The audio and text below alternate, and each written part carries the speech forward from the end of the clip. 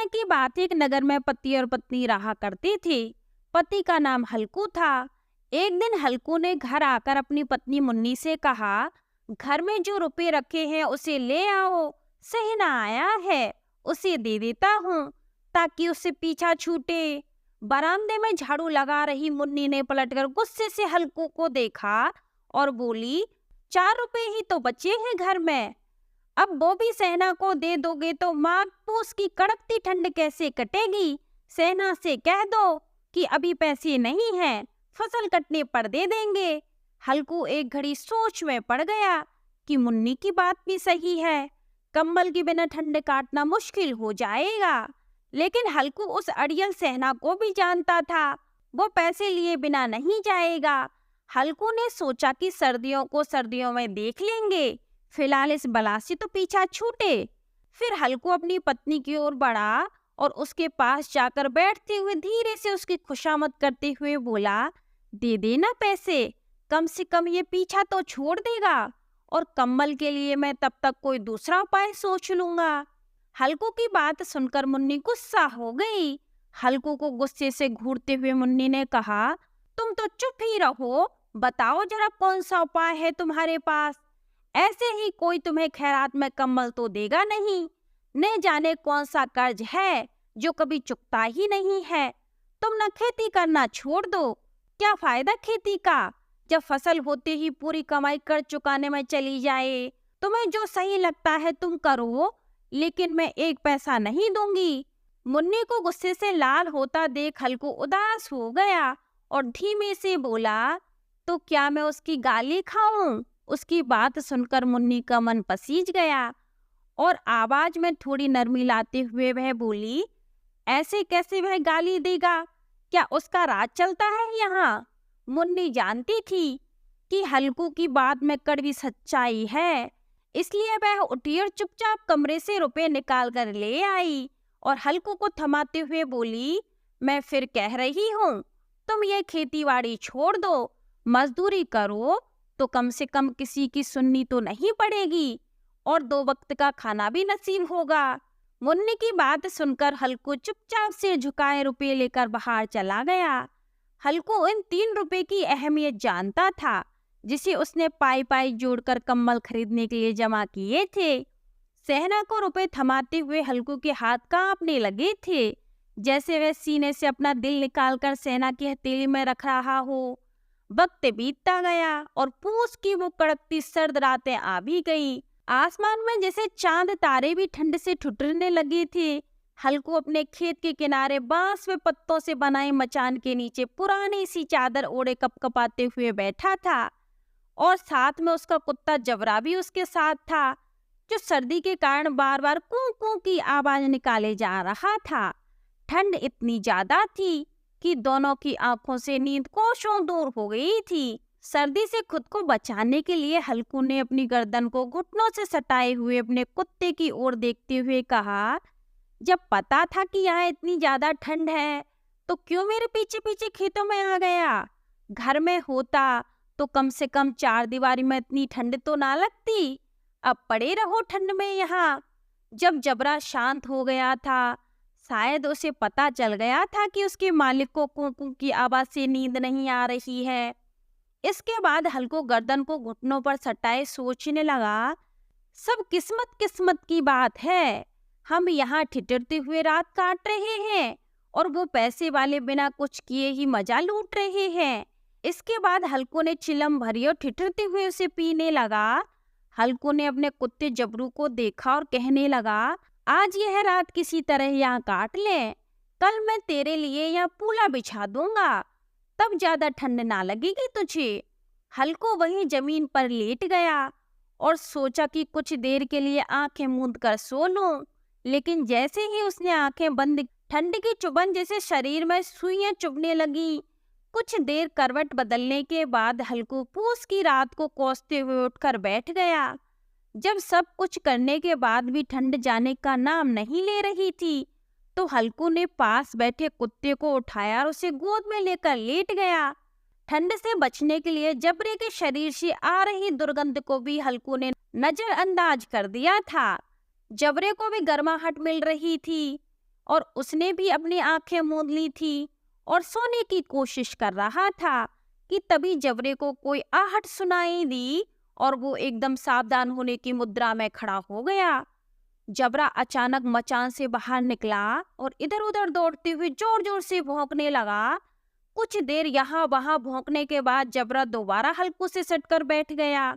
ऐसे ही रात का 1 और घंटा बीत गया और ठंड कम होने का नाम ही नहीं ले रही थी। हल्कू उठकर बैठ गया। वो दोनों हाथों से टांगों को कसकर पकड़े हुए घुटनों पर सिर हटाए हुए बैठा था। ठंड में हल्कू को लगा कि जैसे उसका खून जम गया हो और वह बेबसी से बस सुबह होने का इंतजार करने लगा। हल्कू के खेत के सामने ही आम का एक बड़ा सा बाग था, जिसे देखकर वह सोचने लगा कि पतझड़ शुरू हो चुकी है और जरूर इन पेड़ों से पत्तियां झड़ी होंगी, तो क्यों ना इसके सूखे पत्ते लाकर देर तक आग सेक लूं। हल्कू ने सोचा कि मैं पत्तियां उठाने तो चला जाऊंगा, लेकिन रात के अंधेरे में कोई जानवर ने मुझ पर हमला कर दिया तो, और उसे देखकर कोई भूत ना समझ ले। कुछ देर यूं ही सोचने के बाद हल्कू एकदम से उठा और एक सूखे पेड़ को उखाड़कर उसे मसान की तरह जलाकर पेड़ों की ओर चल पड़ा। अपने मालिक को जाता देख जबरा भी झट से खड़ा हो गया और दुम हिलाते हुए हल्कू के पीछे हो लिया। पेड़ों के पास पहुंचकर हल्कू ने उन विशाल पेड़ों को देखा तो अंधेरे में और भी डरावने लगने लगे थे। अपने मन के डर को दबाते हुए हल्कू नीचे झुका और पेड़ों के आसपास बड़ी पत्तियों को बटोरने लगा। सूखे पत्तों को समेटने की आवाज और ठंडी हवा के झोंकों से आ रही पेड़ों की सरसराहट हल्कू को डरा रही थी।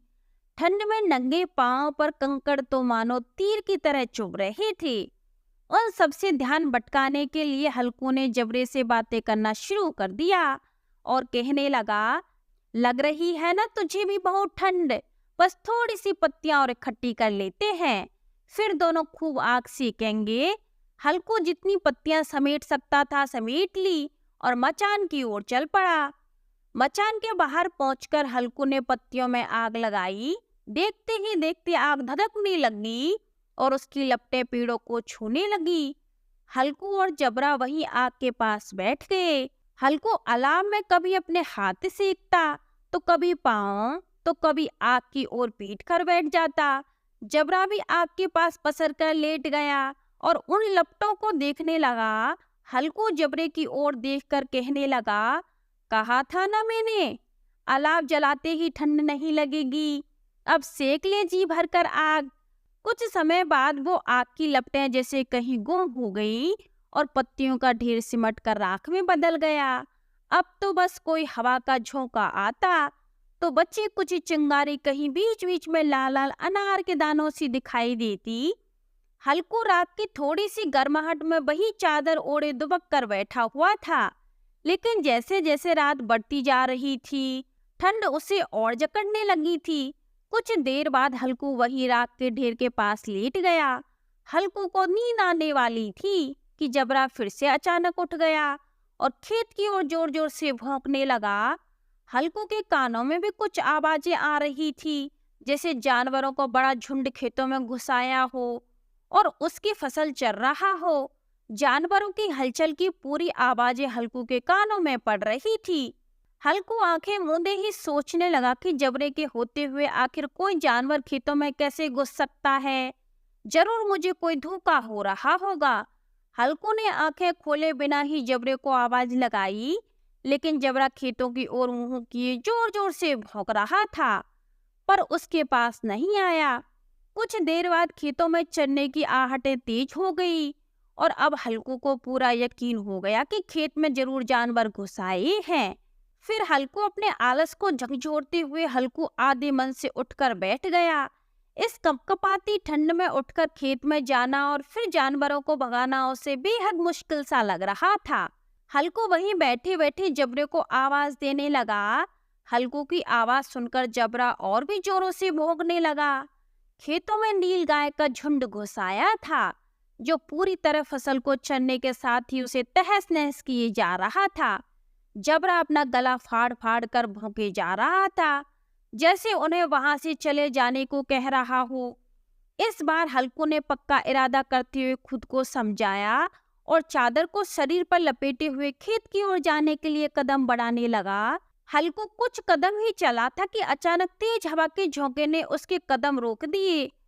हल्कू को ऐसा लगा कि जैसे किसी ने सैकड़ों सुइयां उसके शरीर में चुपा दी हो और उसका पूरा शरीर अकड़ गया हो। हल्कू दौड़ता हुआ राख के ढेर के पास लौट आया और पास पड़ी लकड़ी से उसे कुरेदने लगा ताकि उसके शरीर को कुछ गर्माहट मिल सके। जब वह खेतों के पास भौंकता रहा और हल्कू उस राख के ढेर के पास सिकुड़ कर बैठा रहा जैसे उसे किसी ने जकड़ रखा हो। नील गाय के झुंडों ने देखते ही देखते पूरे खेत को तहस नहस कर दिया था।